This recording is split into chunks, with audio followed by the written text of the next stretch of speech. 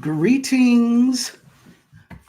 How are y'all doing on this fine Sunday? I hope everyone's doing well.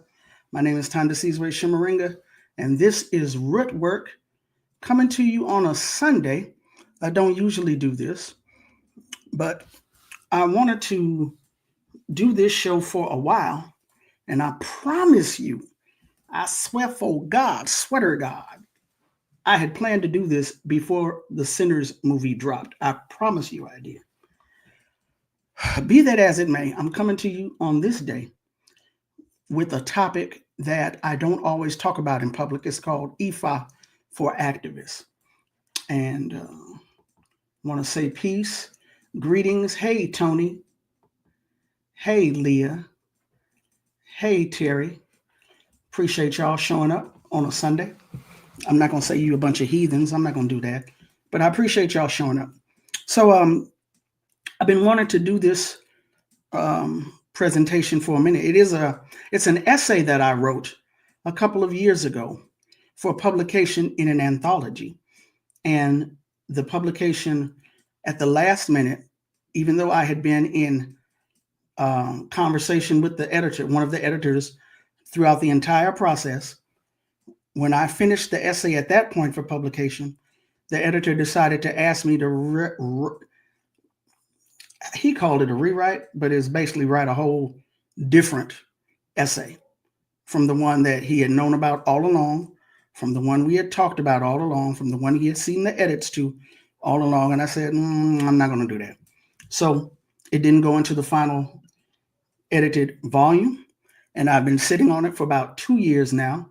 And I said, you know what? I'm going to go on and present this on Black Liberation Media because I believe it's a topic worthy of discussion, which is one of the things that we do here, provide analysis, but also a topic worthy of discussion, a topic that isn't always given either time or not given careful time on other platforms. So that's what I'm doing today. I am going to talk about EFA for activists. Now, I have some disclaimers and caveats before we get started. Disclaimers and caveats. The opinions about to be expressed up in here, are mine, all mine. If you rock with it, hey. If you don't rock with it, hey. Know what I'm saying? Not me. This presentation is not for rational radicals or materialists or scientific whomsonevers. I say this with love and respect. I'm actually not saying this with snark. I know it's hard to tell sometimes. That's my fault. Point being, I'm saying this with love and respect. I am not talking to you if you consider yourself to be one of those kinds of people. This is about to be an A and B conversation. Please see your way out of it. We used to do that on the playground, remember? I know I said I wasn't trying to be snarky. I'm really not. No, but seriously though, this conversation ain't for everybody. Okay. I am a student and an adherent of African traditional religious or spiritual systems. I am a student. I am an adherent. Some people say devotee. I am not a priest or priestess. You know, African languages aren't as gendered as European languages like English are. I am not a priest, or if you prefer, priestess. I do not divine, prescribe, perform, or preside over any rituals. I don't do that.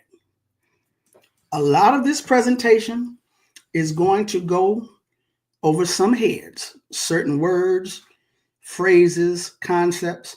I will try to answer questions in the chat. I see Freeland, Brother Haki Kweli Shakur. I see some other folks in the chat that can probably help us all out if I don't get to it in time. But in the interest of time, I'm going to skip a few steps, maybe a lot of steps. As I said, this was an essay I wrote for inclusion in a book chapter. The book was talking about Ifa. Therefore, that book was written for people already in this spiritual tradition, or people who have been taking incremental steps. So they're already going to be familiar with some of what I'm talking about. If you are not familiar with none of this, but want to learn, I will do what I can in the chat, and I'm sure other folks in the chat will help out also. Lastly, if you are watching this, yes, you, and you are a student or adherent or devotee or initiate or priest, priestess of African traditional religion or spirituality, I'm quite sure, matter of fact, I'm positive, you're going to hear some things you will not agree with. Possibly because this was not the orientation of your godparents or your oluos, the people who are your elders, the people who trained you. Or it could just be because you ain't with it. Either way, it's all good. So these are the caveats and disclaimers. I'm not sure if I'm going to need to return to this later on or not, but at any rate, caveats and disclaimers. Now, again, I said that I had planned to do this long before Sinners dropped. And I had actually planned to do it earlier in the month. I wasn't ready, prepared. And then I said, oh, let me check something real quick. Okay, April 27th. I guess that's the date I'm going to go with.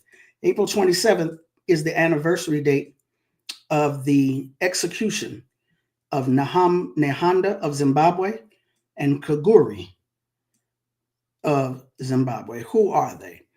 Nehanda was a priest, and so was her mate, Kaguri. Nehanda was a priest who was an integral part of what is called the First Shimarenga, or War of National Liberation, waged by the Shona people by the British. Guns and Rain, Guerrillas and Spirit Mediums in Zimbabwe by David Land goes into Nehanda's history and the use of the spirit mediums throughout Zimbabwe in their War of National Liberation. She was a powerful force who was a participant in the guerrilla struggle to drive the whites out. She was eventually captured along with her husband, also a priest. They were both hanged April 27th, 1898. That is the date that I kept seeing. And according to one account, she, Nehanda, was beheaded, and that quote-unquote prize was sent to England as proof that she had been defeated. So shout out to Mama Mbuya Nehanda of Zimbabwe. Shout out to Kaguri. Shout out to all the traditional healers who participate in the struggle for African liberation. So, where is my, I'm not, oh, there you go. So, I'm going to read this presentation, and I guess I'll put it on screen for y'all to read along with me. You know, my thing is, y'all can read by yourselves. You don't need me to read to you. But at the same time, you know, we're here. Why not, right? Ooh, yeah, I don't know if y'all are going to be able to read that, see that. But at least I'm going to put it on the screen in the interest of sharing. All right, so this is an essay called IFA for Activists. And once again, I submitted it to, there was a call for papers. I submitted it to some editors for an anthology they were writing on IFA and how it can help in today's climate, this ancient African spiritual tradition. I had been in conversation with the editor all along, and at the last minute, he asked me to write something different. I was like, if you knew what it took for me to write this here, I ain't doing that. And so it did not get included. I've been sitting on it for about 2 years now, and here we are today. In this essay, I argue that IFA can provide practical short-term and long-term remedies for most of the modern problems afflicting new Africans, the descendants of African people enslaved within the United States of America. Let me stop right now and go on back to them caveats. This conversation ain't for everybody. It's an A and B conversation. Some of y'all might have to see your way out of it. And if you get too frisky over in the chat, my trigger finger, stay ready. You ain't got to get ready. You know what I'm saying? The modern problems afflicting new Africans, the descendants of African people enslaved with the United States of America, such as police terrorism and other ills due to white supremacist capitalist patriarchy. What is needed for this to happen is a critical mass of people to do the work necessary to bring this about, specifically initiated priests and other practitioners who are activists. The Yoruba people of what is present-day Nigeria and Western Africa are the people identified as having created or receiving the wisdom of the complex religious, spiritual, philosophical system known as Ifa. Developed approximately 12,000 years ago, Ifa has been described as an ancient binary computer system which has successfully linked the probability of numbers with the complexities of the human condition and proffers solutions. Yes, I cited various documents throughout the paper. We can talk about that later on. An oracular divination system of forecasting the future. Ifa was spread through Africa via different means, primarily westward through many present-day countries such as Benin, Togo, Ghana, and Sierra Leone. Also, as a result of the Ma'afa, aka the transatlantic slave trade, Ifa has crossed the ocean and can be found in Brazil, Cuba, Puerto Rico, Venezuela, Mexico, Paraguay, and the United States. Close to 100 million people are said to be worshipers or devotees of Ifa. At minimum, and this is just me guesstimating, at minimum, that number triples when factoring in those who know practitioners or devotees or have at least heard of the system. Ifa is truly a worldwide phenomenon, but it wouldn't be if it didn't work. As noted above, Ifa can, quote, forecast the future, unquote, and, quote, proffer solutions, unquote.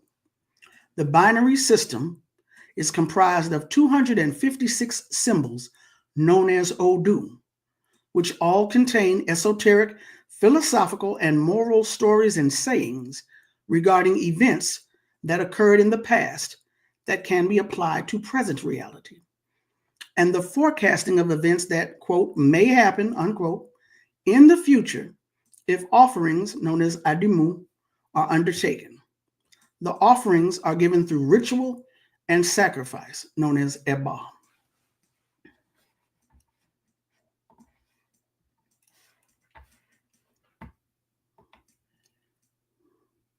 The stories and sayings contained in Odu Ifa address many basic desires, such as a good spouse, children, opportunities to sustain oneself and create wealth, good health, and to live a long life. Remedies or prescriptions, adimu or eba, to attract and maintain these desires range from simply praying, to making offerings of the blood and flesh of certain animals, to fruits and other foods, to everyday items, to changing a person's behavior, as in being slow to anger, or to cease from drinking, or wearing certain clothing or colors, and I should also say eating certain foods. The recipients of these offerings also range from complete strangers to spiritual beings or deities known as Orisha, to objects in nature, to deceased family members, to our own selves. That is the range of recipients of these offerings. It could be your own self, giving a gift to yourself, if, for lack of a better word. And conversely, remedies and prescriptions are also used to keep negativity and calamity away or to neutralize them altogether. The averting of death, disease, loss, fights, and general chaos or bad luck are also frequent desires. According to Huno Oyedare Iletunji Bedolo, a Dallas, Texas-based priest of Fa, Fa is what is called, Ifa is called Fa in Dahomey, now known as Benin. So he's a priest of Fa. He says, quote, a ritual is designed to bring energy down from other realms to earth, or from inside of the earth to us, to call it to be present where we are. Sacrifice is designed to send spiritual energy elsewhere. Through the utilization of personal and practical ancient rituals, we bring energy or divert it as we get the universe's assistance to help us in daily endeavors.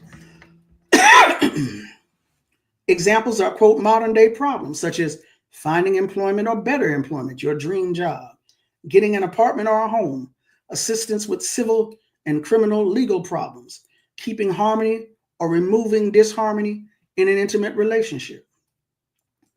These are all well and good. They are necessary. However, what is critically needed now, and again, this was about, I said 2 years ago, it may have been 3 years at this point. What is critically needed now is for more of us who are involved in this tradition to engage Ifa as activists and utilize it in our daily work of freeing our people from the conditions they currently find themselves in. One way is by understanding that Ifa is as much a collective system of empowerment as it is a personal one. Ifa and its literary corpus. Those are the stories, the fables, the morals, the poems, the traditions, the lessons that are contained within the Odu. Ifa and its literary corpus are not static. They are a dynamic, come on, issue. They are a dynamic system, alive and pulsating with the same energy they describe and venerate. As such, it can be easily adapted to today. Nigerian-born, Atlanta, Georgia-based Babalawo Wande Abimbola is known as the Awishe Nigbaye, the spokesperson for Ifa in the world. As spokesperson, he is looked to as a source of scholarly and practical wisdom on this 12,000-year-old system. According to Baba Abimbola, Ifa can mend our broken world. That's a book that he wrote in 1997. I also heard Baba Abimbola speak when I was in Atlanta. He either said it or it's in the book. You know, my memory is beginning to trip. He said that new Orisha are being born every day. When we talk about the Orisha like Ogun, Shango, Oshun, Yemanjá, we're talking about human beings become Orisha, these deities or spirit or energy entities that existed thousands of years ago. And we see them in present day, but there are also new Orisha that are being born. That's what we mean by Ifa is not a static system. It is alive and well because we are alive and well and dealing with everyday situations in our environment, right? Just as we see ancient stories and rituals of villages, towns, and kingdoms for prosperity and safety addressed in the Odu Ifa, what is needed today are collective rituals and prescriptions for protection from police terrorism, economic oppression, domestic violence, and other forms of intra-racial and interracial strife that plague new African people. As Ifa practitioners, devotees, adherents of Ifa, worshipers of Ifa, it is the Odu that guides us. As activists, the Odu can also guide us in our work as we address the ills of white supremacist capitalist patriarchy. For example, we often describe the fight against white supremacist capitalist patriarchy and all of its ills as a struggle or the struggle. The following Odu entitled Okanran Ogunda tells us that struggle should not be avoided but embraced. Quote, one who stands ready to act is supported by Ogun on the day of battle. A person who cannot fight or talk does not live long on earth. Struggle brings respect. Struggle brings honor. This was the teaching of Ifa for Ogunbemi. They said that even if she does not provoke it, whenever the fight comes to her, she should not run away from it. It is the powerful who have control of the world. No one respects the passive person.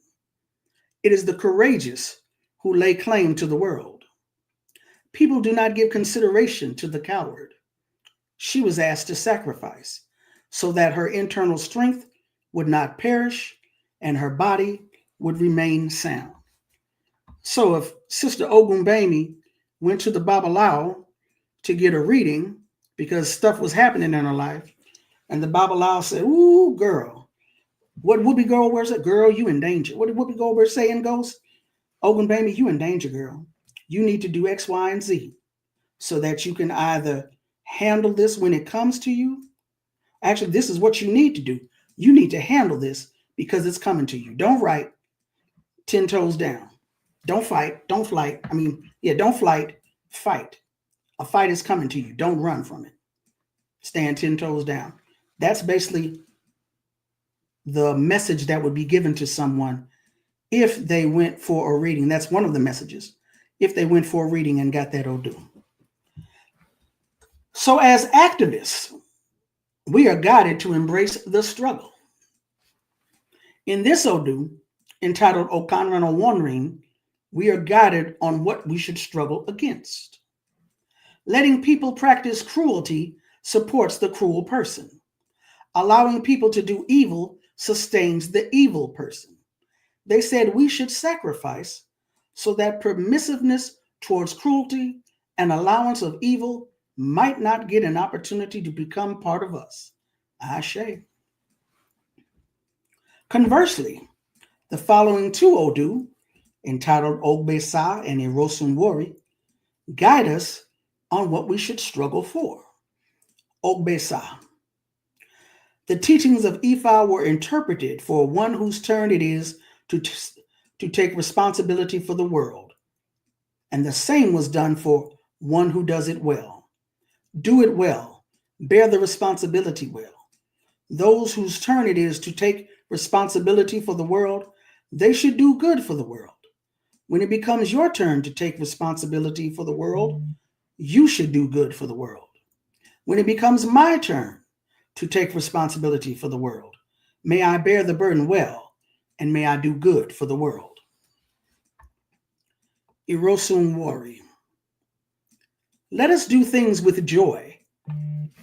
Those who want to go, let them go. Those who want to stay, let them stay.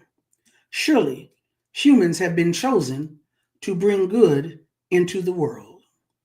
The all-knowing one, priest of Orunmila, interpreted the teachings of Ifa for Orunmila.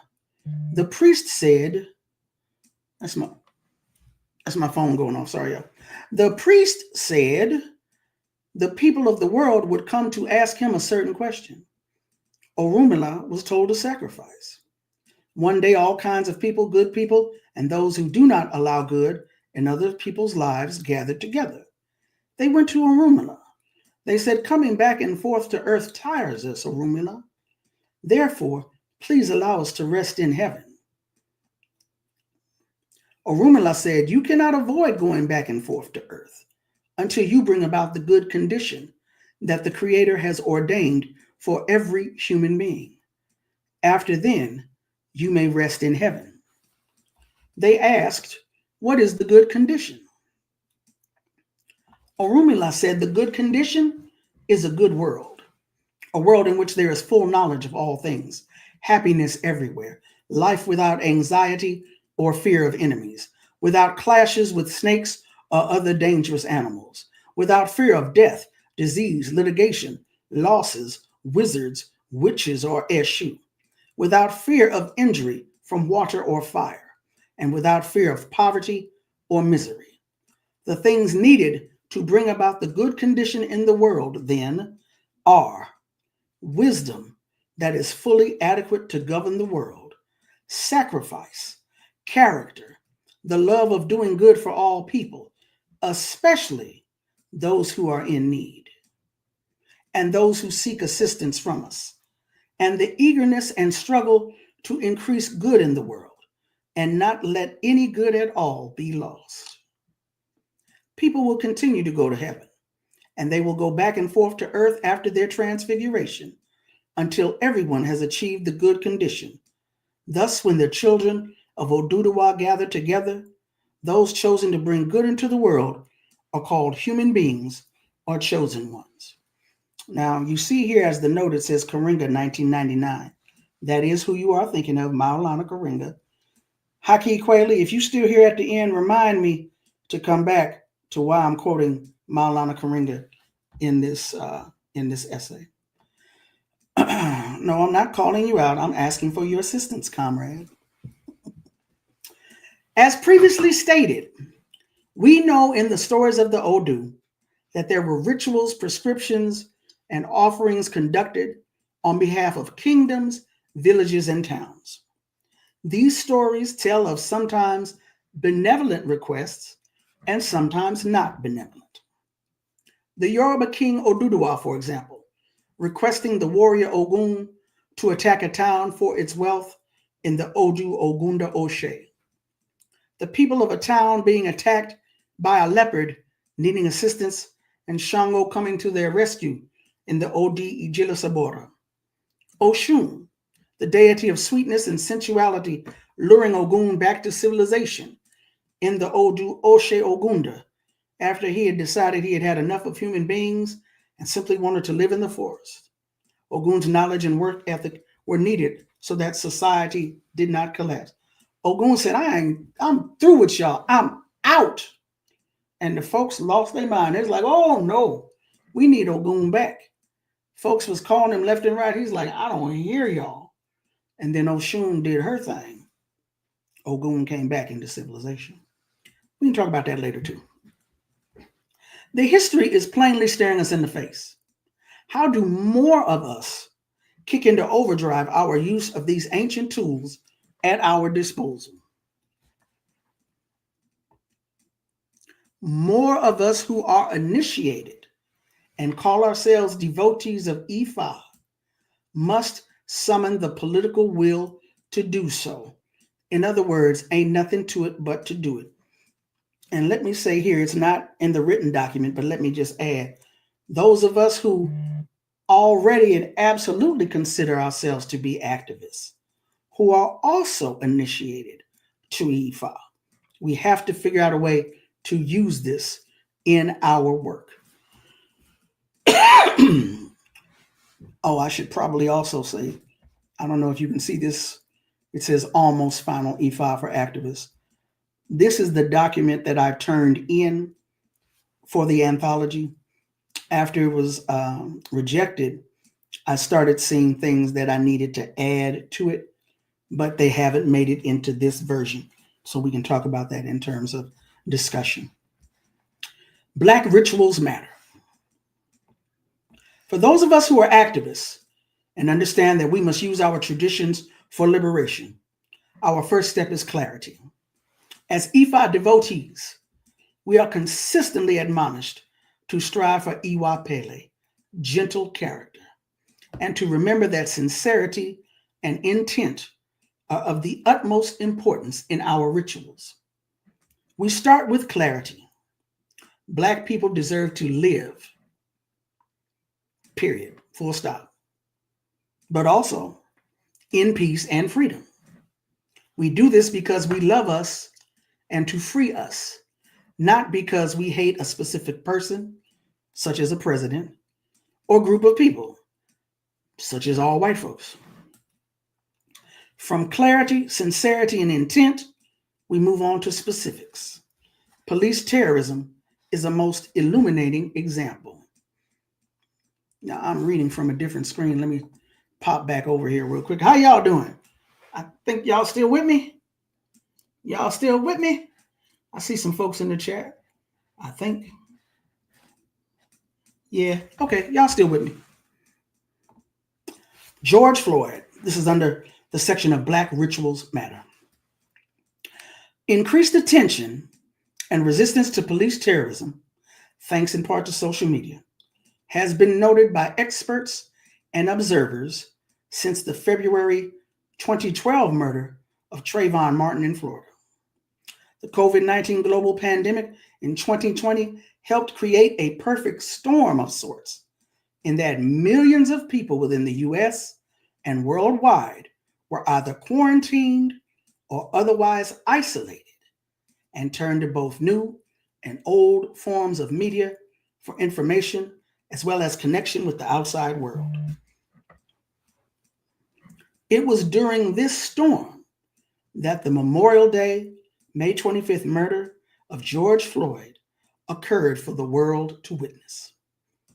The 46-year-old Floyd is alleged to have passed a counterfeit $20 bill in a convenience store in Minneapolis, Minnesota. Police were called and arrested Floyd, who had remained at the scene. Surveillance and cell phone footage shows officers handling Floyd roughly.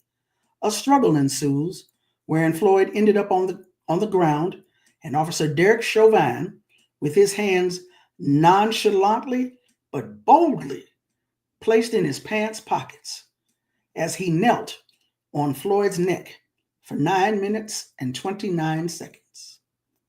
Floyd can be heard saying, "I can't breathe," and calling for his mother.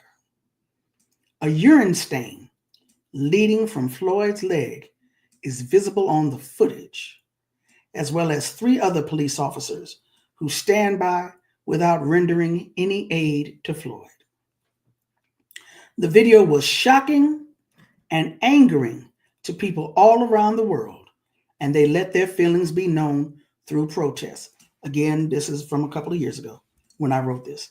The New York Times estimated that between 15 million and 26 million people protested Floyd's murder in the US, while Time magazine reported that internationally, more than 50 countries held solidarity protests. Now, I am going to stop sharing this page for a moment, and I'm going to bring up a couple of images for you. One of those worldwide protests was unlike any of the others. In a village in Benin, formerly known as Dahomey, Bokonos, the traditional priests of Fa, remember, Ifa in Dahomey or Benin is called Fa. The traditional priests of Fa conducted a ritual ceremony to unleash voodoo on George Floyd's killers. Video of the ceremony, dated June 15th, 2020, and uploaded to YouTube, opens with a gold-framed portrait of Floyd with the words Dahomey and Divine Justice for George Floyd printed on it, along with the Odu of Obara Bunda. Dahomey, Divine Justice, photograph of George Floyd, says George Floyd. This is the Odu Obara, this is the Odu Ogunda. I don't know what reading they did or what the reading said for this ritual, for this ceremony, but this is the Odu or the signature that tells the story of what needs to be done. I don't know, I can't speak on Obara, but when you see Ogunda, know that Ogun is present. All right, let me come back to that.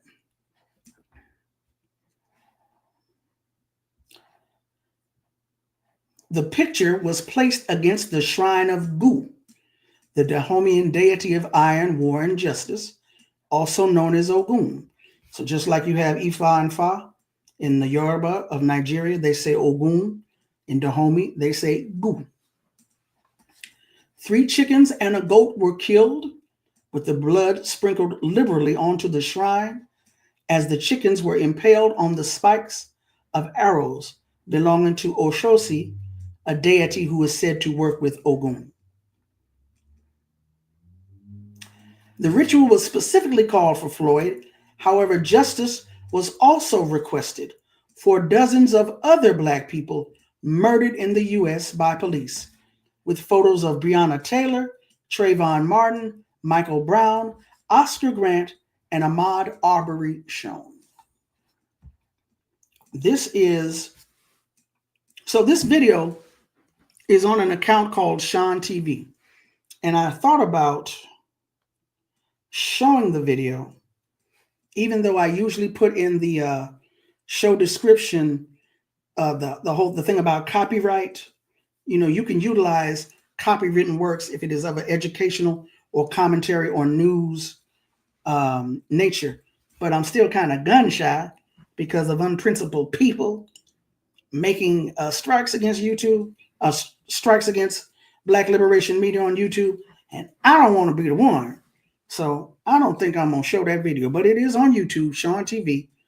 Towards the end or somewhere in the middle of the video, this picture is shown. And as you can see, there's Oscar Grant, Botham Jean, Sandra Bland, Ahmaud Arbery, Mike Brown, lots of folks. Trayvon Martin up here, Amadou Diallo, Dahomey, I don't speak French, S'engage pour la vengeance de ses enfants. Ses enfants, the children. Vengeance, that's all I can make out, right? Okay. As of this writing, the 6-minute video posted by a Nigerian-based content creator has only been viewed around 3,000 times since Floyd's murder. But what's most important is not the viewership of the ritual. What is most important is its existence as well as the results of the ritual. Although the entire ceremony is conducted in French, at one point during the video, priests can be seen, clearly seen, pointing at Floyd's picture and speaking very forcefully to him. I hear his spirit, as represented by his photograph. Rituals are designed to get something from someone or something, an entity. Rituals to orishas or ancestors or the Almighty Creator beseech that specific entity. In this video, despite the language barrier, it is clear that the priests are telling George Floyd to do something. Again, this is the picture of George Floyd. This back here, this mound, this is part of the offering that goes on the Ogun shrine. This is the Ogun shrine. You see right here, it says Gu. And these are implements of the priest of Ogun. At the top here is a bell. The bottom portion of this is shaped like a knife and it is thrust into the ground.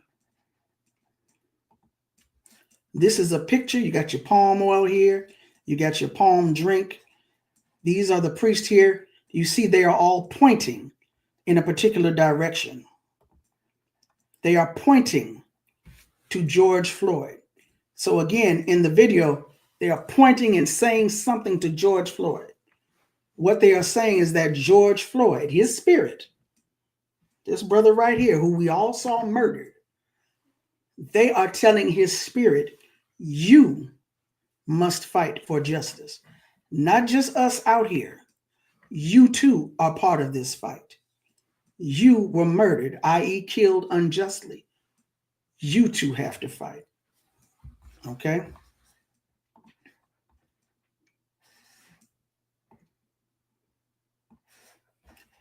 So let's see. Those, all the photos. Yeah, so again, this is the Ogun shrine where this ritual for divine justice for George Floyd is taking place. Again, you see the Odu, this marking over here, which signals Ogunda. I'm going to talk more about Ogun in the fight for justice in a moment. Let me go back over here real quick. Share my screen. All right, we're going to read along. Okay, interestingly enough, a video posted to Instagram dated June 1st, 2020, under the account Mestre Mamboil, shows a man creating a veve, a sacred Vodou symbol, that we usually know of from Haiti, right? This video comes from the Dominican Republic. So this video, dated June 1st, 2020, shows a man creating a veve in the Dominican Republic for George Floyd. The caption of the 47-second clip says, quote, "The revolution will not be successful without the backing of our ancestors." The veve puts us in direct contact with our spirits, Noah's, Orishas, and ancestors. Emphasis mine in terms of this being italicized. We need to start sending the spirits of the departed to seek revenge from the police who murdered them. Ayibobo Vodun Lewa Yodevan. Now, this is from the Haitian tradition of Vodou, which we know comes from the African Dahomey concept of Vodou. What is she saying? Maître Mamboile, she's saying, you who have been murdered, you who are victims of injustice, you need to go get the mofos that did this to you. What are the priests saying in Dahomey at the shrine of Ogun with the photo of George Floyd right there? They're pointing at him, telling him to do something, right? Admonishing a victim of police terrorism to aid in their own struggle to seek justice against their transgressors is almost unheard of here in the United States, and yet it makes absolute perfect sense.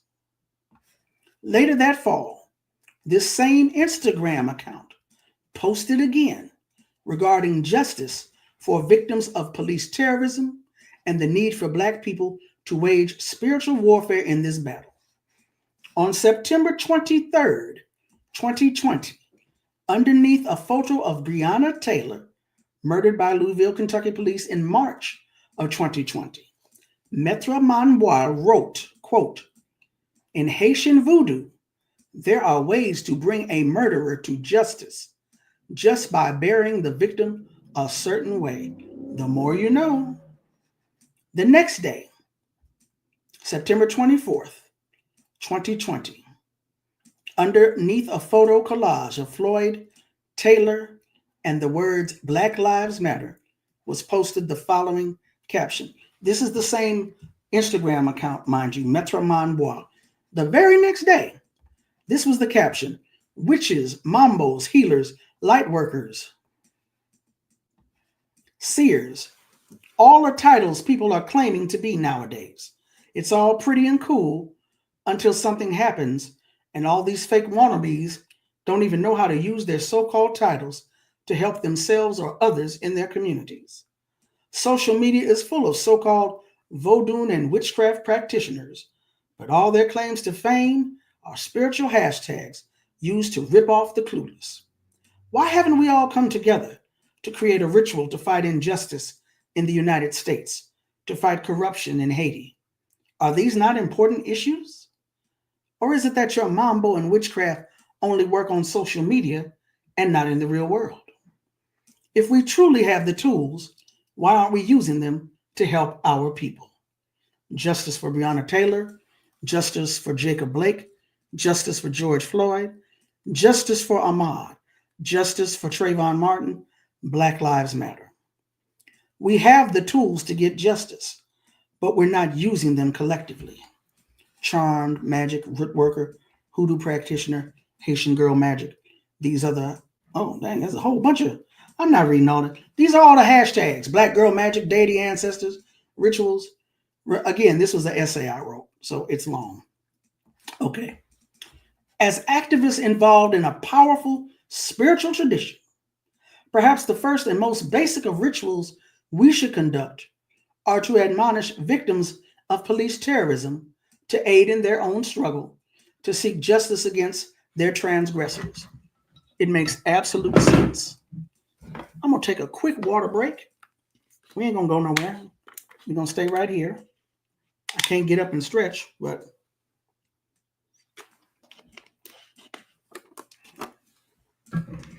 how y'all doing out there? You still with me? You still with me? Y'all still there? Yeah, I ain't gonna say no names, but when I try to come on Black Liberation Media, I try not to keep y'all here all day. I knew this was gonna be long, so I appreciate y'all hanging out with me. I knew it was gonna take a minute. I didn't know I was gonna need a water break though. Okay, now here we go. After being arrested and tried for Floyd's murder, 46-year-old Derek Chauvin was found guilty and sentenced to 22 and a half years in state prison and 21 years in federal prison for violating Floyd's civil rights. Those sentences are being served concurrently. The three Minneapolis police officers who stood by and did nothing as Chauvin murdered Floyd were also sentenced to federal prison. J. Alexander, I'm not sure how you pronounce his name, Kueng, was sentenced to 3 years. Okay, not sure how to pronounce that name. It looks like Tu Thao got 3.5 years, and Thomas Lane was sentenced to 2.5 years. The arrest, charging, and convictions of George Floyd's murderers, while just and correct, represent a minority occurrence.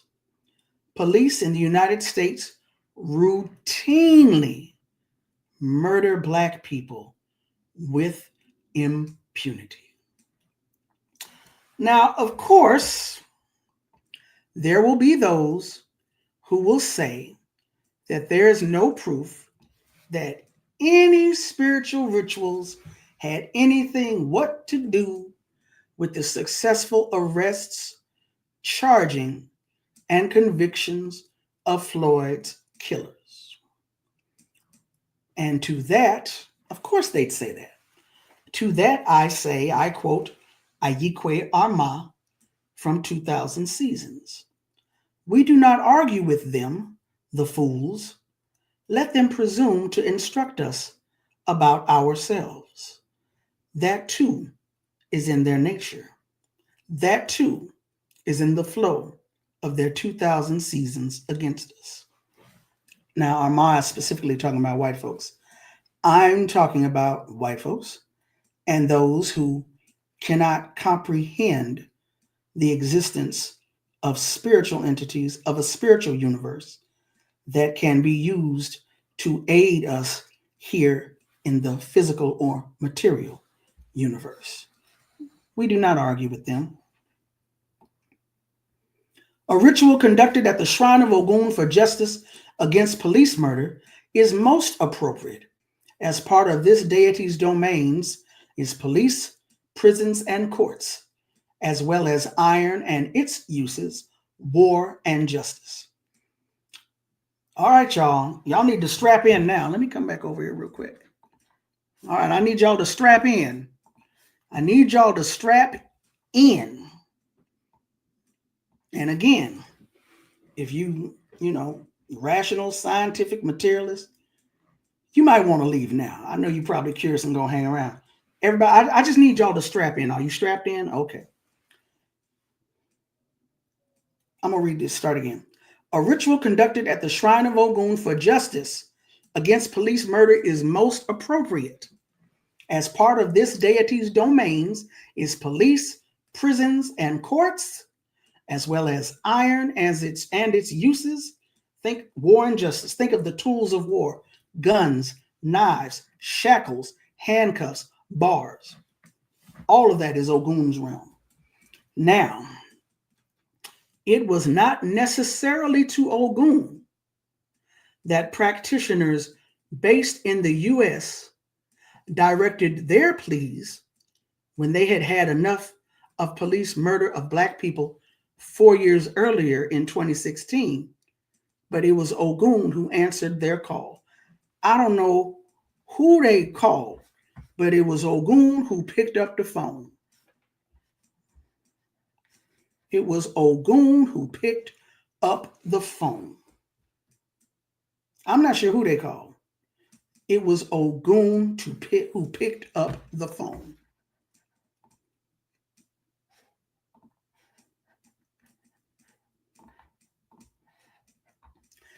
Egbe Egun, a Detroit, Michigan-based African Ancestral Society, called for and led a worldwide ritual to crush police brutality to be held on July 9th, 2016 at 10 p.m. Eastern.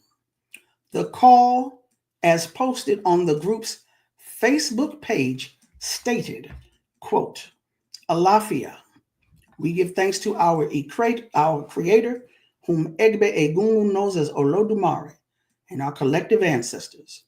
Adupwe, we give thanks to the hundreds and thousands of people from all walks of life and all over the world who will be joining us in solidarity July 9th, 2016, 10 p.m., to break and crush the spirit of police brutality through ritual, prayer, offering, or by simply offering their support and encouragement. Let us be clear. As a priest of ancestral African traditions and a people of practical sense, we are taught, trained by elders, to be responsible and completely focused when performing rituals of any kind. The most ineffective element to our cause is unfocused anger, which is a detriment to the pending success of many rituals' success. We need well-balanced and clear heads across the board for this moment to reach its potential.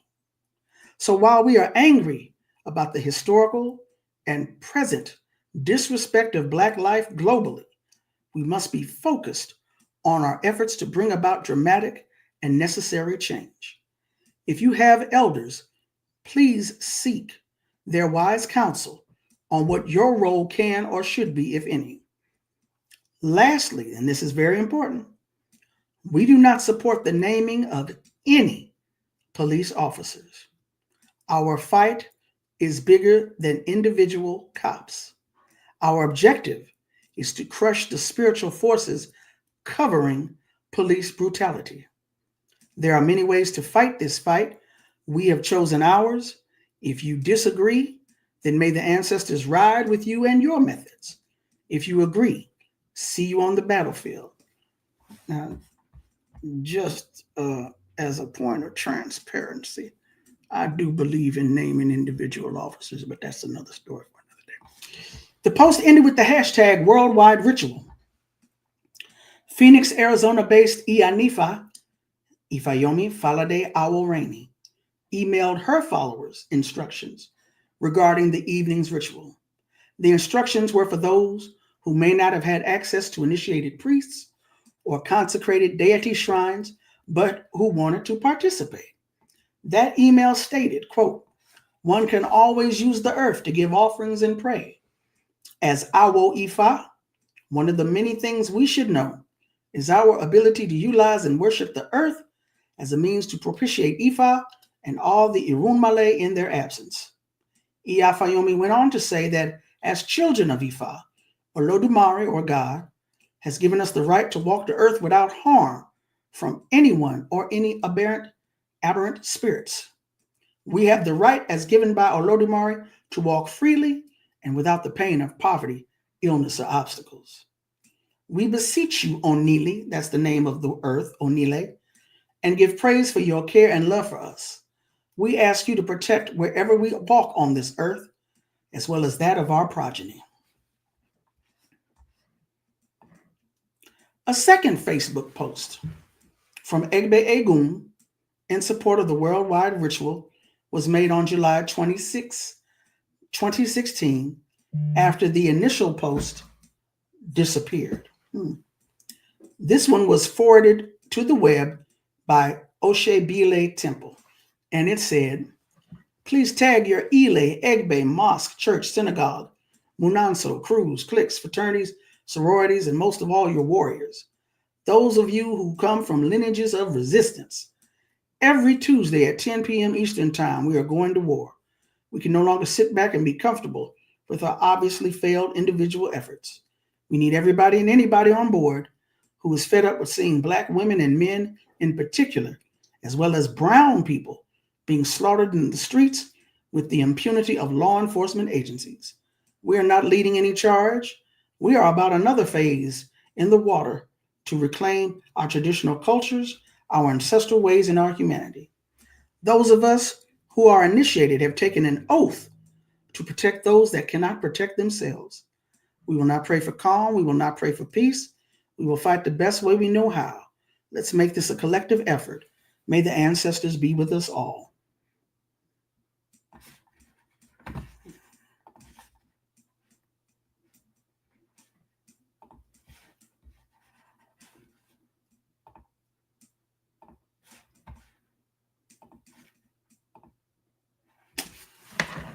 Practitioners of Ifa understand that at its base, Ifa is about energy, summoning and utilizing it, yes, but also acknowledging its existence and respecting it. You know, there are nooks and crannies. People call them nuances. It's important that you pay attention to nuance. I know everybody can't pick up nuance all the time. I know lots of times I miss it, but we know nuance exists. It's important to acknowledge that it exists and to search for it when and where you can. Practitioners of Ifa understand that at its base, Ifa is about energy. Summon the energy, utilize the energy, but also acknowledge that energy exists and respect it. When I was in high school, Crenshaw High School here in LA, I had I think it was a biology class. I don't remember nothing from that class except we dissected frogs, smelled like pickle juice, that whatever it was they had them in, and two other things. So that's three things I remember from biology class. We dissected frogs. The biology teacher said that he was talking about the molecules in a chair or a desk. He said, even though you can't see it, this chair or this desk is expanding. The molecules inside of it. He was saying that it was alive. Even though the chair and the desk didn't get up and do nothing, it was still alive. The other thing that he said is that energy can neither be created or destroyed. It simply changes forms. Okay. Acknowledge the existence of energy and respect it. Through this perspective, we believe that not only are there times when rituals and ceremonies are utilized to make something happen, but also to offer the universe a thank you and an acknowledgement for something that was already on its way, something that was already going to happen. It is from this perspective, hold on, where you at? There you go. It is from this perspective that some of us view the actions of Micah X. Johnson in Dallas, Texas on July 8th, 2016. Johnson, a United States Army reservist since 2009, who had also been a member of the Reserve Officers Training Corps, ROTC, in high school, shot and killed 5 Dallas, Texas police officers and wounded 7 others at a rally against police brutality, July 8th, 2016. United States Army reservist, member of ROTC in high school. This son of Ogun took his anger at the unjust killings of Black people by police to the actual perpetrators.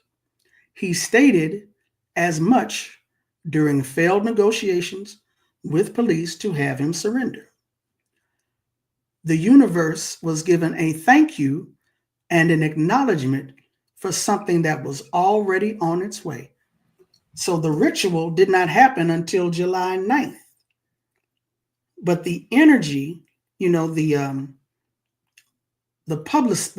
thought that went into it, the publicity for the ritual on July 9th had already gone out into the universe, and this happened the day before the ritual. So then the ritual happens, July 9th. This same energy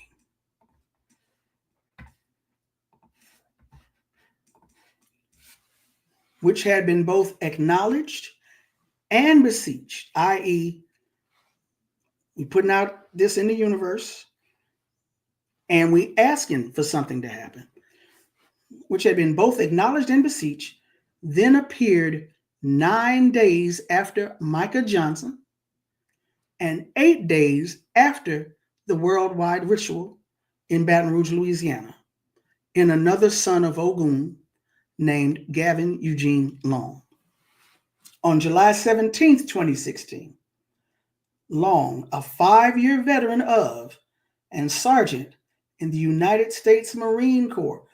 You know, I don't get all into that military stuff, but I hear that the folk think the military is hard, the Marines are harder than the Army. I don't know. I don't really care. But anyway, Gavin Eugene Long was in the United States Marine Corps.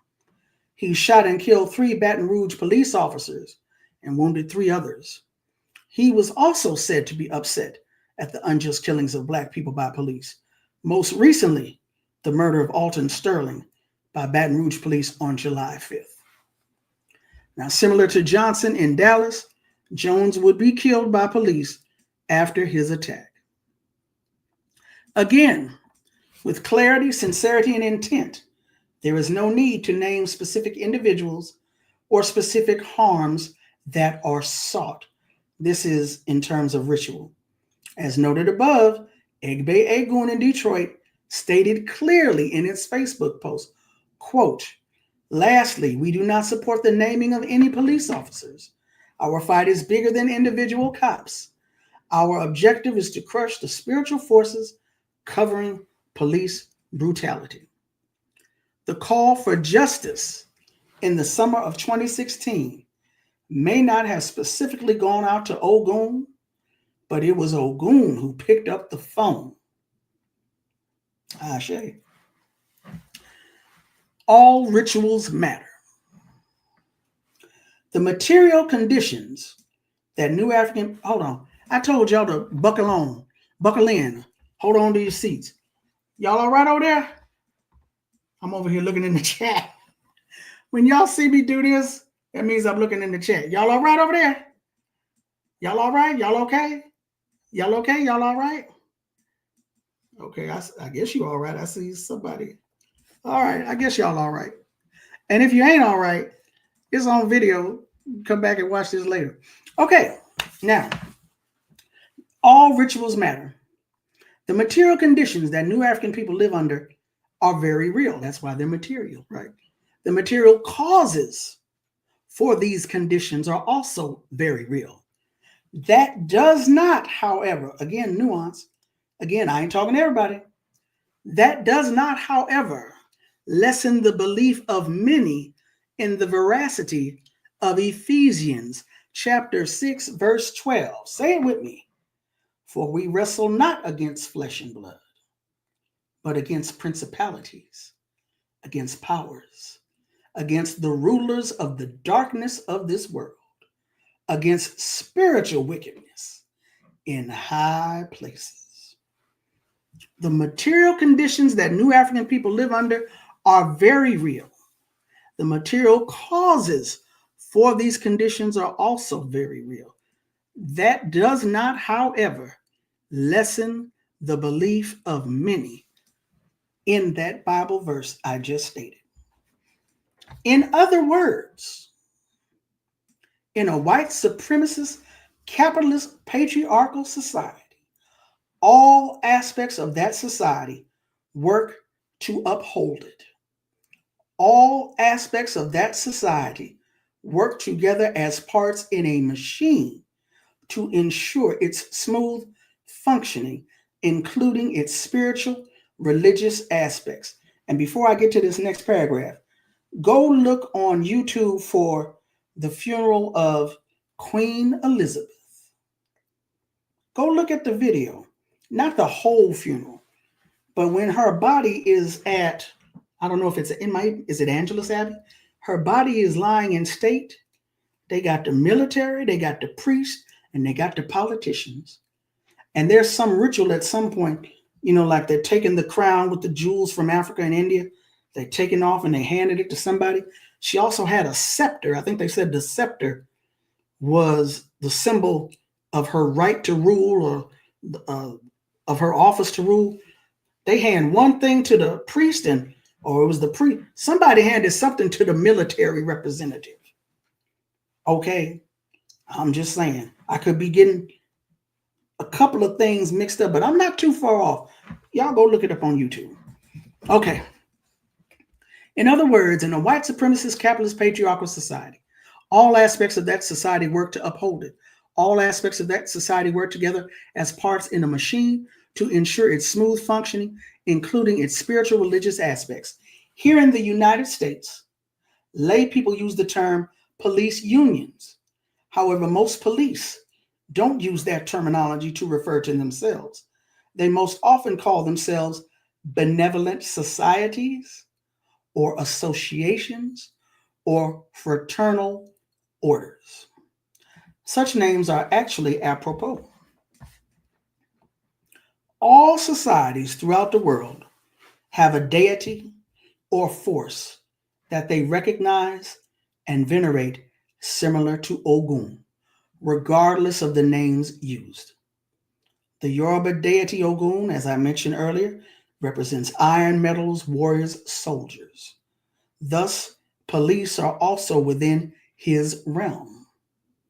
As the deity of metals, Ogun also represents knives and guns. When looking at traditional societies that use Ifa, it is Ogun or Gu that is called upon to carry out blood sacrifices to appease deities, spiritual forces. Some say he is the executioner. Are y'all still strapped in? Hold on. In Yoruba tradition, male deities are fed the blood of male animals, and female deities are fed with female animals. In the US, the predominantly white male police force predominantly murders, executes, sacrifices black males, not solely, but predominantly. Again, this energy exists in all societies throughout the world, regardless of the names used. I am not, don't none of y'all leave here and say that Tandy got up on Black Liberation Media and said that it was Ogun killing, making police kill black men. I'm talking about the energy of Ogun. Some people would call it Thor. What's the other one? It's another one. I don't remember. But Thor with, the Viking with the big axe. I think he's a Viking. You know who I'm talking about. These Marvel characters be in my head sometimes. I don't know. Go look up Greek mythology and Norse and Viking mythology, all of them people. Every society has the archetype or the being or the Orisha or the energy of the mother, of thunder, of rain, of war, Ogun. Every society has it. So do Celtic people, Europeans, who are the ancestors of white folks here in the US. Every society has it. This energy exists in all societies throughout the world, regardless of the names used. Further study of the religious, spiritual, esoteric ritual of police murders in furtherance of white supremacy is warranted. That's all I'm saying. All right. Only got a few pages left. I'm not going to tell you how many, but a few. Anyway, we know white supremacy calls on all of its tools to uphold it. We too must call upon all of our tools to fight it. As stated above, the worldwide ritual did not name specific police officers, nor did it call for the deaths of police officers. What it called for was a crushing of the spirit behind the unjust police killings of black people. And while we understand that this is a systemic issue, we would be naive if we ignored the fact that these systemic murders are carried out by white supremacy's enthusiastic soldiers, individual people. The examples of George Floyd, Dallas, and Baton Rouge are highly visible, both as atrocities and as instances where we know ritual work was called for and carried out. The vast majority of rituals, ebahs, and offerings made by priests and practitioners are open only to a select few, and some rituals are carried out solely by the priest or the practitioner. Don't nobody know when it happened. Ain't nobody there to see it. Despite this, those of us who adhere to Ifa, all 100 million of us, can cite instances of tangible proof that our prayers and our offerings were accepted and blessings were received or calamity averted. You can call it a coincidence if you want. You can say there's a rational explanation if you feel like it. We ain't going to argue with you. Despite this, those of us who adhere to Ifa can cite instances of tangible proof that our prayers and or offerings were accepted and blessings were received or calamity averted. Thus, if no tangible evidence exists to show a reduction in the police murders of Black people or an increase in arrests, prosecutions, and convictions for police murders, it is a fairly safe deduction, I think, not an assumption, but a fairly safe deduction that not enough collective ritual work is being done on a consistent basis. Right now, as of this writing, and this is, I just actually added this first paragraph. Again, this is from 2, possibly 3 years ago. The first 2 months of 2023 saw Tyree Nichols mercilessly beaten to death by Black Memphis, Tennessee police officers after a traffic stop. Keenan Anderson, cousin of Black Lives Matter co-founder Patrisse Cullors, tased to death in Venice, California by LAPD officers after a traffic incident. And Anthony Lowe, a double amputee. Both of this man's legs are gone. Anthony Lowe, a double amputee, followed and then shot to death by Huntington Park police officers as he tried to, quote, run away from them. The Washington Post, which began tracking police shootings in 2015, spurred by the unrest following the August 2014 murder of Mike Brown, states that 2022 saw the most police killings to date, 1,096 people. They also report that they have documented more than 5,000 police killings since they began, and the U.S. remains on track to commit just over 1,000 police killings a year. Now, again, this is from a couple of years ago. They write, quote, although half of the people shot and killed by police are white, Black Americans are shot at a disproportionate rate. They account for less than 13% of the U.S. population, but are killed by police at more than twice the rate of white Americans. We continue. The majority of new African residents of Flint, Michigan, and Jackson, Mississippi, have been poisoned by their city's drinking water due to decades of racist neglect of infrastructure and state governmental indifference, if not collusion. The COVID-19 death rate for new Africans and other people of color remains disproportionate to our population numbers as compared to whites. According to the American Medical Association, health inequities in the U.S. are responsible for 74,000 more new African deaths a year, as in deaths that did not need to happen. And Black women continue to be murdered by men at twice the rate of white women in this country. Compared to Black males, Black females are far more likely to be killed by their spouse, an intimate acquaintance, or a family member than by a stranger. Our world is truly broken. Those of us who are initiated to Ifa or who have benefited from its insight know its power. Those of us who call ourselves activists, who have also been initiated to Ifa, have been entrusted with a portion of Ifa's power, and we have a responsibility, a duty to assist others. We have proof of this in our sacred literature. We are an African people, and as such, we know our spiritual traditions have always played a role in our struggles for liberation. We know of Queen Nanny of the Jamaican Maroons, said to be an Obia woman. More than likely, she was a descendant of the Kan people of Ghana and continued the spiritual traditions of her foremothers. We also know of Nahanda, who helped drive the white settlers out of Rhodesia, ushering in the liberated nation of Zimbabwe. While Nahanda was a Shona priestess that actually took part in the first uprising against white rule in the country, we also know that, quote, scores of spirit mediums also gave active support to the resistance.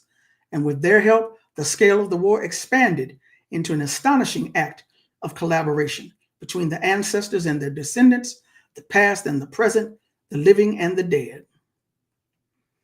Let me, hold on. Let me see, do I have this? No. I can go find it. I'm going to find something real quick. I want to find something real quick. Where is that? No, maybe that wasn't it. Was that it? Oh, okay. Hold on. I know it is. I know it is. I know where it is. I know where it is. Something I want to share real quick. Yeah. Real quick. Okay. Now I forgot who the artist is, but this is Carlota y Fermina de Cuba. I forgot who the artist is, but this Carlota and Fermina are two sisters who led an uprising in Cuba, and someone painted this in tribute to them. If we see this figure here with the bloody machete, she's wearing gold, the color of Oshun, one of Oshun's colors. We see this sister over here with the shotgun. She's wearing blue and white, the colors of Yemanja. I don't know if you can see this figure back here, but this is a sister wearing a maroon or burgundy. She's got a cutlass in her hand. She's actually got a disc behind her that says Oya Yansa. So this is Yemanja, Oya, and Oshun after slaughtering. Oh, and this is Eshu over here, also known as Elegua, over here in the corner. So this is after slaughtering some slave masters in Cuba. I just wanted to share that real quick. Okay. Let me go back again. Go back to what I was saying. The task before us is clear. We have the admonishment and support of Odu for what needs to be done. We also, I got 122. Woo! Been here over an hour. We also have the admonishment and support of a mighty elder and now Agun ancestor to guide us on this path. Be darned. Hold on for me 1 second. I wasn't even thinking about that. Okay, as I'm searching for this picture, y'all all right? Y'all okay? How y'all doing? There we go. Y'all all right? Y'all okay? No.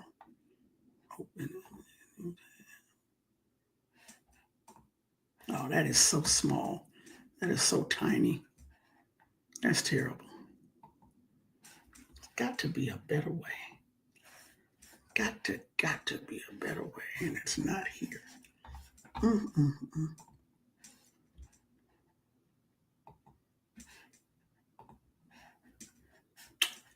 Shucks.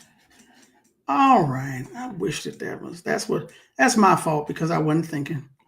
Hold on. Let me see. There we go. Okay, well, we can try that. All right, let's try that, shall we? Let's try that.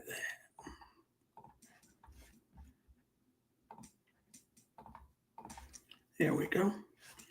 Okay. So, the elder that we have the support of, Baba Metahochi Kofi Omowale Zanu, born in 1923, made his transition in 2007. Metahochi has been called the Akoda of the West. In the tradition of Ifa, Orunmila is the ancient priest who is the custodian of and grants access to its mysteries. When you go to have a reading, you're going for divination, where you're going to find out not only your destiny, you're going to find out what is the energy that is around me, what's happening, any good things coming my way, any calamity coming my way that can be averted. Orunmila is the keeper of that knowledge. Orumila's first two students were Akoda, who taught the rest of the world Ifa, and Asheda, who taught wisdom and understanding. The majority of Baba Metahochi's 84 years on this planet were spent searching for and spreading the knowledge of Africa and her spiritual gifts. It was this quest that led him to first seek initiation into African traditional spiritual systems in the 1960s.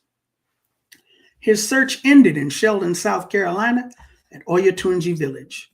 Created in 1970 by Oba Osejiman Adefunmi, Oyatunji remains a vehicle to assist Black Americans, New Africans, to return to their culture that was attacked during the Ma'afa.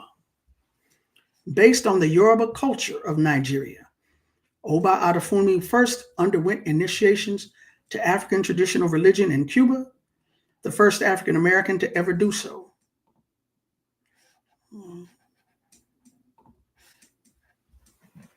With the knowledge and training he received there, he had the power to also initiate others into our ancestral traditions. What he lacked was the confidence. It was Baba Metahochi who first provided the spark of that encouragement. Baba Metahochi said, "Religion is the deification of one's nationalism. Each people must spiritualize and sanctify the part of the planet where they live. All places are equally holy and equally unholy." Metahochi urged Oba Oserjiman to initiate new Africans into our ancestral African traditions. But not only that, he urged Oserjiman and others that we need to not only return to Ifa, we need to make it applicable to where we are right now today. Metahochi said the Cubans have done it, the Haitians and the Brazilians. Now we must do the same. And with that admonishment, Baba Metahochi became one of the first 3 people ever initiated by Oba Osejiman at Oyatunji Village. Baba Metahochi's wife at the time was also initiated. His wife, I believe, was initiated to Yemanja. He was initiated to Shango. Baba Metahochi was determined and committed to spreading the teachings of our ancestral traditions to as many new Africans as he could. He taught the world that we were indeed a new African people with a birthright not only to our ancient ways, but with a right to be independent and self-determining. By definition, this meant that those of us who identify as New African and accept Ifa as our spiritual system must fight to heal and free our people. Metahochi speaks on this again when he states, quote, "The true adept of Ifa enters the sacred initiation grove with one thought uppermost in his mind: how can I as an individual be a greater use in the universal plan?" The true adept of Ifa is extremely unselfish and in every expression and application of the powers that have been entrusted to him or her. No true adept of Ifa does anything for themselves, but unselfishly labors for the good of all. All right. Y'all still with me? Is you with me? Perhaps the question to be asked then is, why haven't we used our spiritual power more frequently? Perhaps the hesitancy, the answer to this question is a real-world practical one. Fear. Hesitancy, based on the fear of real-world consequences, is not unreasonable. Fear is a mighty, powerful emotion. In fact, it is a normal and rational initial response. Those of us who are EFI adherents, I think we can safely surmise that fear is an Orisha that made sacrifice in heaven before coming to earth. But our enemy, though powerful, is also fearful. All right, this is another part where, are you strapped in? Are you still strapped? If you were strapped in and unstrapped, strap back in. All right. Our enemy, though powerful, is also fearful. We know this because they study us. By us, I mean adherents to traditional African spirituality. We know this because they've told us this. Real quick. Yeah, I didn't realize. Yeah, I was trying to figure this out. Hold on. I was trying to figure stuff out. Like, what am I going to use? What am I going to use? What photographs am I going to use? What this, that, and the other? And I don't know. I was going through a lot. I had to drop a class this weekend. I had some stuff due. And then, of course, I had this due. I was like, what am I? Okay, I can't find it, so I'll leave it alone. But at any rate, going back over here. Let me going back over here, share the screen again. I can't find the book cover I was looking for. But anyway, okay, we know our enemies are afraid of us because they study us. We know they study us because they told us so. They told us this in 1995 when Stephen Weigart, a former intelligence officer and research specialist with the State Department and the Department of Defense, wrote Traditional Religion and Guerrilla Warfare in Modern Africa. This is in 1995. This book was a study of, quote, a political military tradition in sub-Saharan Africa, which has survived colonialism as well as the Cold War, examining the insurgencies in Madagascar, the Mau Mau in Kenya, Cameroon, the Congo, and Mozambique.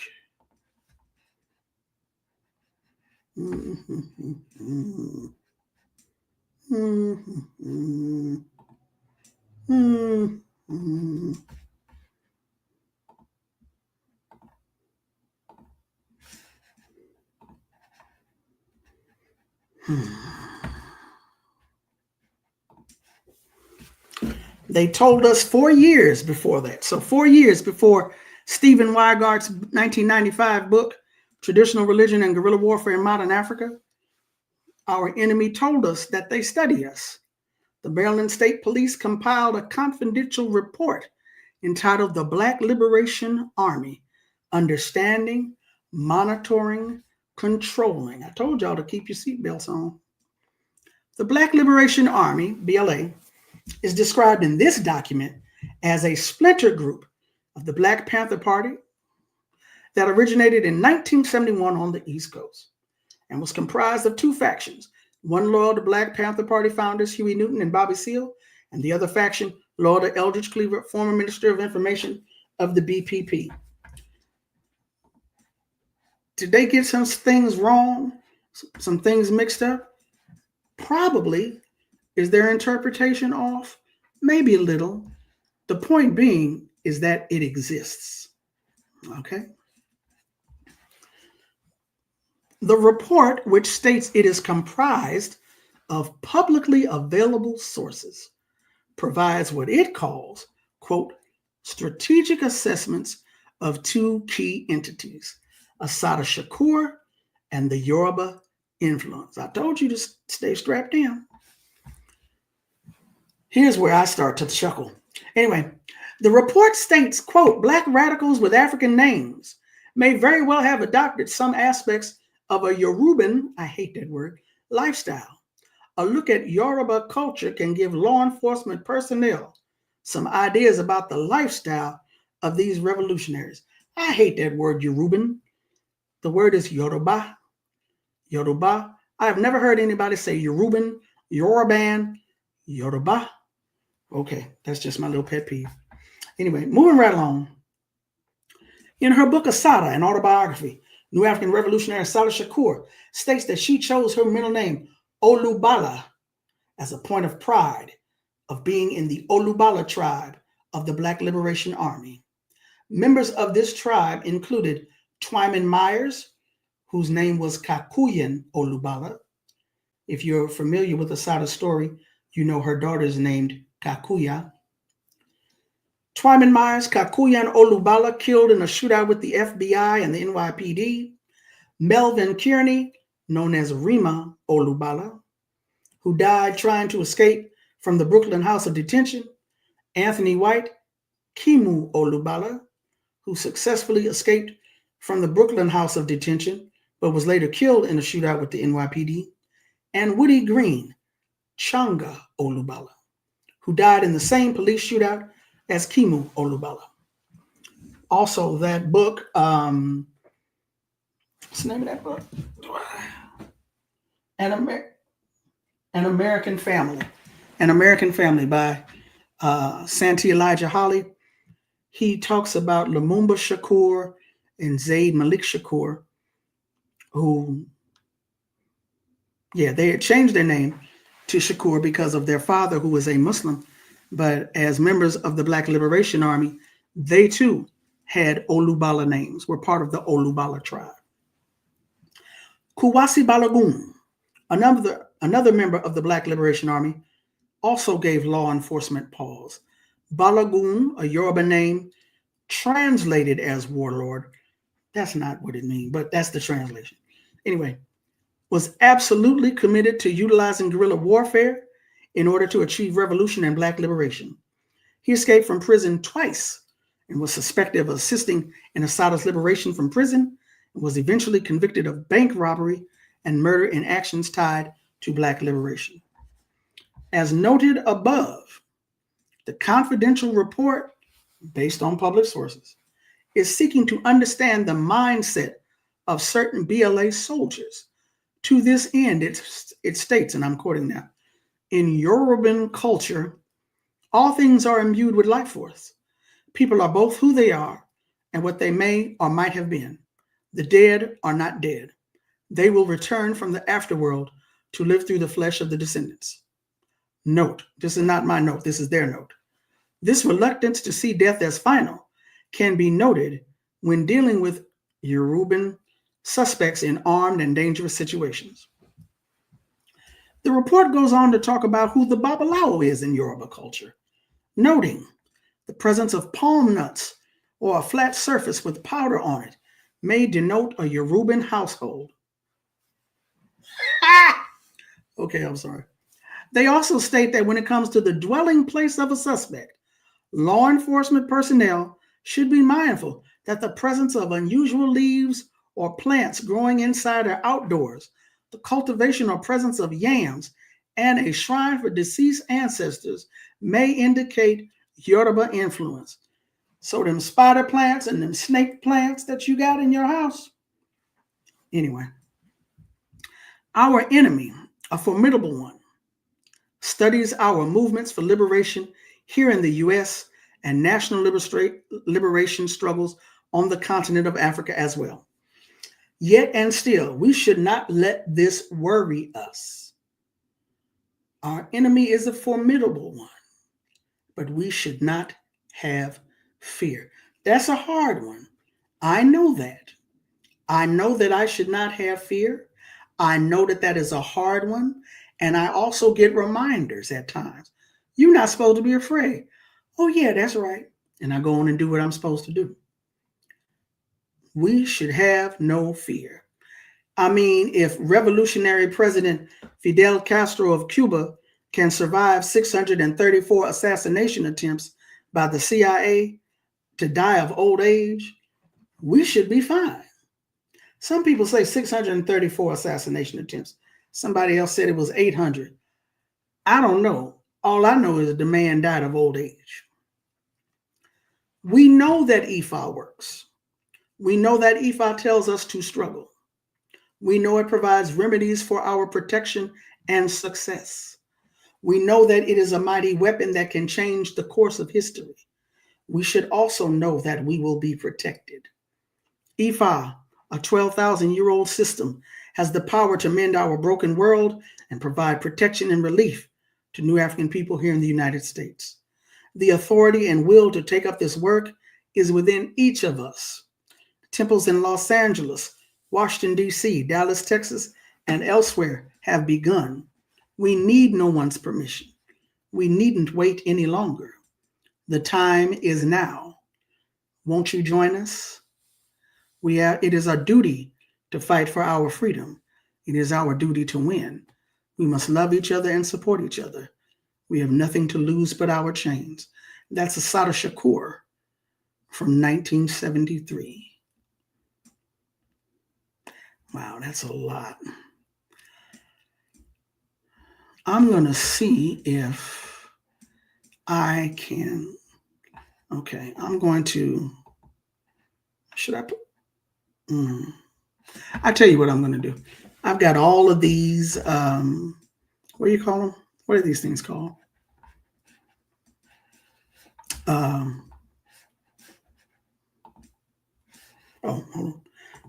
These notes that I put into the essay. So I think what I'm going to do is, instead of filling up the chat and filling up the, what do you call it? The show description, I'm going to put this email address out there. That's the public email address. It's already been hacked. It can't get hacked no more. If you want the list of sources that I cited in that essay, then holler at me at that email address and I will send it to you. So, wow, it's a lot of folk over here. There's a lot going on. I guess y'all still with me. Your name is who? That's a nice African mask, but Punu the punk. Okay, if you want to be called punk, fine. But thank you. Love you too. Appreciate y'all for hanging with me this long. 1:42 p.m. Whew. So why don't we do this? As opposed to me going all the way back up. Oh no, we can't do all of that. I don't think we should do all of that. If you got a question, you probably asked it earlier in the chat. There's a lot going on.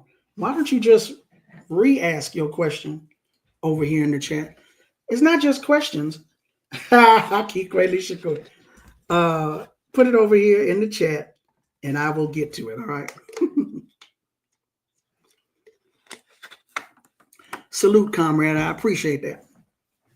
So I quoted some Odu in the beginning of this essay that I was only able to find in a book that Maulana Karenga wrote on the Odu. My understanding is that Karenga, I don't know if he studied to become a Babalawo, but he was in dialogue and conversation with Wande Abimbola, the spokesperson for Ifa in the world. So my understanding is those Odu, those Odu that I quoted came from Abimbola. I can't find where Abimbola put them out in the world in print. I only found them in Karenga's book. I hated to quote from Maulana Karenga. And those of you who know me know that is primarily because I'm the co-author with Deborah Jones of her memoir, talking about how she was attacked by uh, Karenga and members of his US organization in 1970. Deborah Jones is one of the women who's always talked about around Kwanzaa time in an attempt to disparage Kwanzaa. Well, you know he tortured two sisters, right? Never heard the sister's name. One of the sisters is named Deborah Jones. The other sister's named Gail Davis. So I was given the blessing opportunity to help her tell her story. That's in a book that came out last year. I'm forgetting the name of my own book. That's how bad it is, y'all. Y'all, somebody put the name of my book in the dang chat. So, yeah, I can't even remember the name of my own book. That's how fried my brain is. But the point being is that, you know, Karenga even went on this channel on a show and said that what Deborah and Gail alleged to have happened did not happen. They said it did happen. As a matter of fact, they said they can forgive him for what he did. They do not forgive him for saying it did not happen. So I try not to add to the, because Karenga denies it happened, because he has not admitted it happened, because he has not said, I'm sorry, because he has not made any attempt to atone for it. I try not to add to the cleaning up of his image, the legitimating of him. But the only way, the only place I had seen those Odu came out of his book. And so I put them in the paper because those are particular Odu that deal with struggle and not being afraid to go into battle. Thank you, Haki Quay. Actually, I got one more for you. Let me do this right here. Oh, no, not that one. So, again, this was planned before Sinners dropped, right? I have not seen Sinners yet. I want to go see Sinners. I'm going to try my dangest to go see Sinners. But I have not seen it yet. But as I mentioned to you earlier, if you're just now coming in, you're going to have to go back to the beginning to watch the video. So as I was saying, what was I saying? As I was saying, this essay that I just presented to you all was written about 2.5, 3 years ago. And what I presented is it in its pretty much final form 2.5, 3 years ago. But since that time, I keep revisiting it. And it's like, okay, I need to add this. I need to add that. I need to add this. I need to add that. So I wanted to add a piece about hoodoo in here. I didn't get to add it in the paper, but I'm telling you all about it now here. Because Sinners talks about hoodoo, right? There's a book called by Katrina Hazard, Hazzard, which, again, the name of the book escapes me. But Katrina with a K, Katrina Hazard, Hazzard. She's got a book that deals with hoodoo. I think it's called Mojo Working. And she talks about the functions of old tradition hoodoo. Before I get to that real quick, oh, that's not it. Hold on. She says, where is it at? Where is it? Hoodoo is African American folk supernaturalism and magic, primarily for healing and controlling. The term magic is misleading and is not meant in the Western European common usage. Rather, here it means a supernatural religious tradition. Hoodoo was developed by enslaved Africans on the North American plantations of the old Black Belt South, i.e. New Africa. They salvaged what they could under the harsh conditions imposed upon them by European and white American slaveholders from any number of religious backgrounds. The tradition was grounded in priesthood linked by bloodlines and ancestry. The ancient African gods were ancestral. The priesthood was passed down in families. Hoodoo, likewise, was passed down in families based on bloodlines which linked back to Africa and African ancestry. I'm going to stop there because I want to get to this part right here. We were just talking about, I was just talking about utilizing Ifa in our traditions, utilizing our traditions such as Ifa in our struggle for liberation. If you are an activist, if you are a practitioner of Ifa or another African traditional spiritual system, if you are an activist who is a practitioner, who has been initiated, you should be using that as a tool in our liberation struggle. Functions of old tradition hoodoo. A major component in old tradition hoodoo was the liberation of African Americans from enslavement. Give us free. Another component was resistance to white supremacy. Most traditional hoodoo amulets, including mojo bags that were made for slaves and freedmen, were made to number one, aid Africans to escape slavery. Number two, keep white people, particularly slave owners, from harming, beating, killing, and punishing Africans and their descendants. Number three, keep a loved one from being sold or to bring back a loved one who was sold. Number four, cause the master and or his wife to become ill or die. Number four, cause the master and or his wife to become ill or die. Number four, cause the master and or his wife to become ill or die. Number five, ruin the master's crop and or farm animals. Number six, control the white master and or his wife and or his children.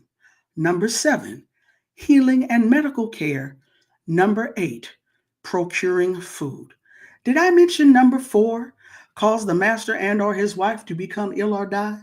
Because I've told you before, my memory is getting kind of sketchy. I just want to be sure I mentioned number four, cause the master and or his wife to become ill or die. I did mention number four, right? Okay. So, yeah, I'm going to go see Sinners. I'm not sure when. Hopefully, no, it probably won't be tonight. I got some stuff to do for school. Probably not going to mention, probably not going to get to see it tonight, but I'm going to get to see it soon. I'm going to go see soon. Now, where was I? Where's, where'd it go? I saw, okay. DJ. Have you seen the Black Christian backlash to sinners?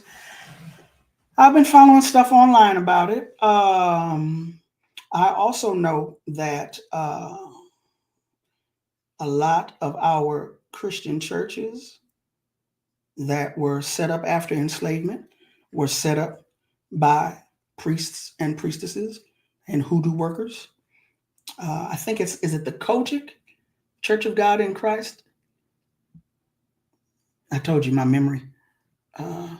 One of their founders was a hoodoo prayer, big time snakeskin, blessing oil, had a skull somewhere in the house, practitioner of hoodoo. I want to say it was the founder of Kojic, but I'm not really sure. So, a lot of our traditions we don't know the real history of. Some of us do and are keeping their mouths shut. But a lot of this backlash is coming from people who have, I'll say, been thoroughly brainwashed, even though they are sincere, thoroughly brainwashed. And it's really interesting to see the quote unquote fights that are going on online. But at any rate,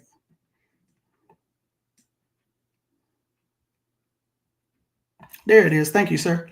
What we stood for. Oh, Lord have mercy, my memory. What we stood for, the story of a revolutionary Black woman. That is the book that I co-wrote with Deborah Jones. She entrusted me with her story.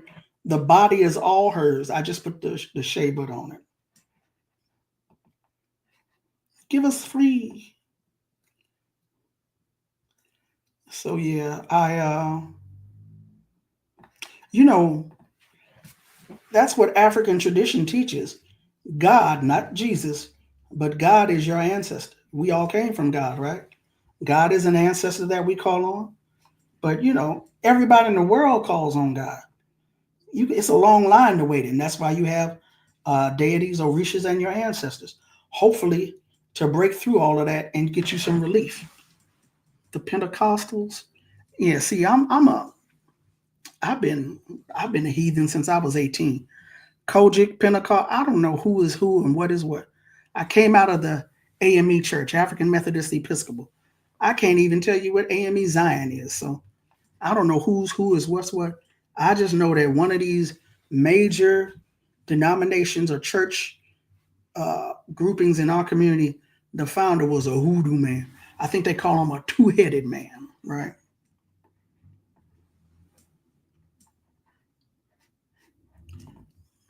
No, this is why they don't want us to practice this, not the ancestors. They don't want us to know our ancestors and to practice. Hmm. So, when I usually come on here, I tell you I try not to run my mouth too long. I also tell you that Mr. Arthritis be knocking on the door. He's starting to knock on the door, but yeah, that was long. That was a long piece, but like I said, it's something that it's 2.5 years old, something I've been wanting to present. And I thank y'all for rocking with me on it. I wouldn't even said nothing if I came in late. Two F's, 12. Anyway, yeah, you late. You real late, bruh. Go on back and watch it from the beginning. So yeah, my point being is that yeah, this was long, and I try not to do long shows, not just because of the author, Mr. Authoritis, but because I don't want to be here, just trying to keep y'all hostage running my mouth. But I felt like that needed to be done. April 27th, the anniversary of Nahanda's assassination. And, you know, it's related to or has a relationship with sinners. So, no, this is not a sinner's review. This is not a linking of sinners. I'm simply mentioning it. But hoodoo comes out of that tradition, the African traditional religion, spiritual system that we salvage and was able to help us get through. Just like chitlins and the black church help sustain us, hoodoo, our spiritual traditions from Africa that we brought with us, that we had to sometimes hide, most times hide, that we buried and hid up under others, that we combined with other traditions. That's what got us through. That's what got us here now. That's why we're able to sit here and stand here and be here right now today. I would I probably don't have to say this because it's Black Liberation Media, right? If you have not seen Sinners, I would admonish you to go. Even though I have not seen it yet, I'm confident that I will be pleased. And I think that you should go too. There are things that we don't know we need them until we get them. Like we'll go to a movie, damn, I needed that. A lot of folks need this film. A lot of folks need this film. And again, I would strongly suggest that you go see it. I'm going to do what I can.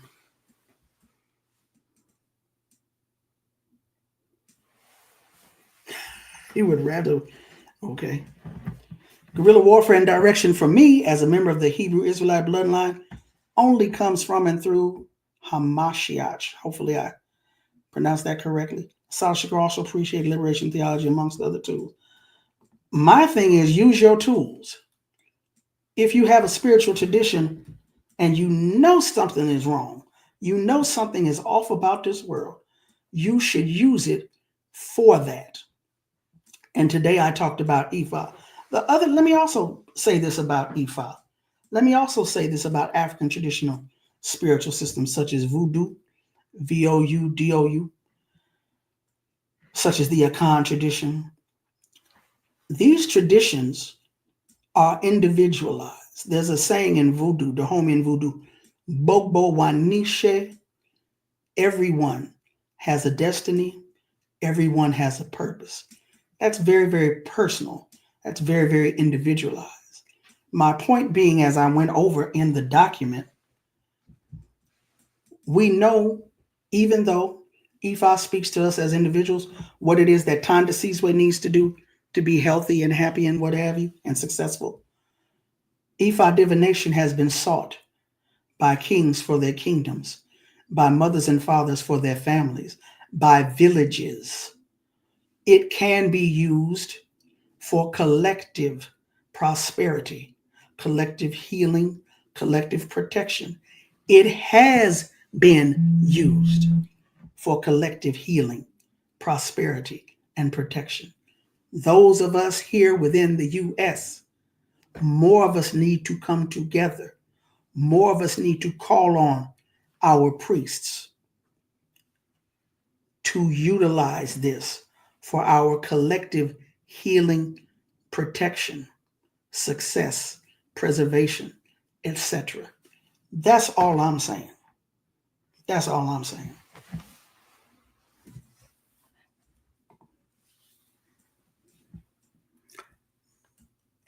Yeah, I do too. Asante Sana to you, Brother Haki Quayle, for hanging out as long as you did. I appreciate you. Thank you, Sandra Edwards, for coming through. Thank you, Punu, for coming through. And thank you, 2Fs, even though you're late. Thank you for coming through.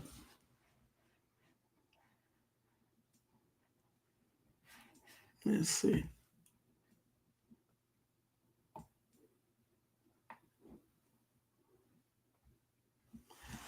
Yeah, so I'm not sure what that is.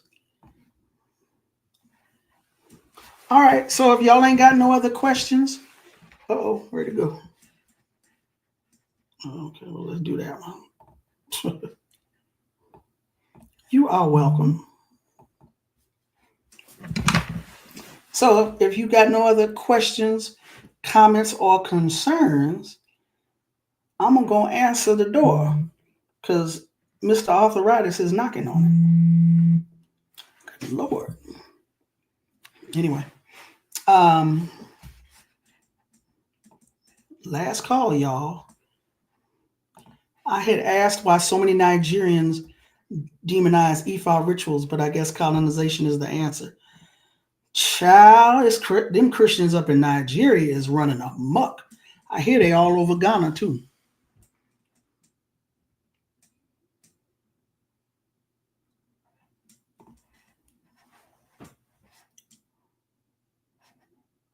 Yeah, that's all this is. It's a different perspective. It's my perspective. If you rock with it, I'm glad to hear that. But you know, there's a reason why we call ourselves Black Liberation Media. And that reasoning is because we believe in being a media arm providing assistance to the Black Liberation Movement. We believe we are part and parcel of the Black Liberation Movement, and many of the people who, no, you didn't. What is it with y'all who show up late and say, hey, I'm late? Just show up. Don't let. Anyway, what was I saying? Hey, Sugar Shan. The point being is that there are many hosts who are members of organizations working on behalf of Black liberation. So the point being is that we utilize this as a platform to bring forth perspectives, to bring forth people, to bring forth ideas, concepts, but also to bring forth action. I know you have heard various hosts talk about the need to be a part of an organization. Well, if you're a part of a spiritual organization, is your organization doing work on behalf of Black liberation?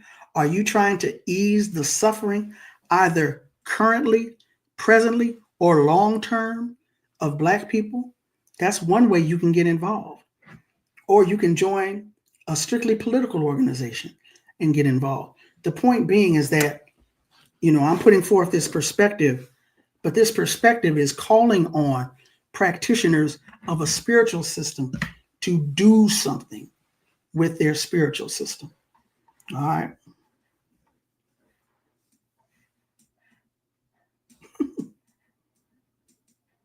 Sugar Shan and 2F's hanging out late. Yeah, I heard Nigeria and Ghana, them Christians is off the chain. It's just, I know a lot of folks, they go to visit Ghana, attempting to go to the land of their ancestors, and they get real depressed seeing so many representations of Christ throughout Ghana. So,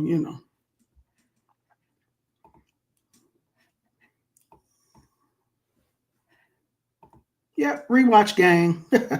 Part of the rewatch gang. All right. So, again, I put my email address in the chat. If you would like the notes that I consulted in writing this, I will send it to you. And that's just so I don't take up all the room in the chat and in the show description. 2:05, 5 minutes afterwards. 5 minutes afterwards. All right, y'all. I'm going to get out of here. You heathens and sinners, beautiful, blessed black people, you enjoy the rest of your day. I'm about to go and do some other things. Again, appreciate you for hanging out with me on this Sunday, for sitting through this presentation. If you appreciate the work, if you appreciate the presentation, if you appreciate the work, hit that Cash App, hit that Venmo, hit that Cash App, hit that Venmo, hit that Cash App, hit that Venmo. But also support Black Liberation Media. Holla at the Patreon. YouTube messed us over because of an unprincipled individual, and we're no longer monetized on YouTube. But if you join and support through the Patreon, we will greatly appreciate it. If you hit that Cash App and that Venmo, I will definitely appreciate it. If you don't hit the Cash App and the Venmo, I still appreciate you for tuning in. But hit that Cash App and then Venmo. Y'all take it easy. Thank you again so much. And we'll see you on some of the other wonderful offerings we have here on Black Liberation Media. All right? Y'all take care. Peace.